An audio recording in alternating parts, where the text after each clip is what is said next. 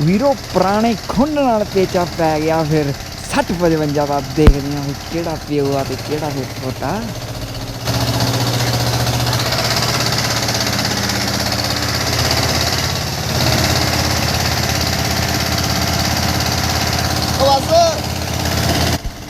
ਲੋਕੀ ਕਹਿੰਦੇ ਫੋੜ ਫੋੜਾ ਹੀ ਆ, ਆਪਾਂ ਕਹਿੰਦੇ ਸਕਾਟ ਸਕਾਟ ਹੀ ਆ ਇਹ।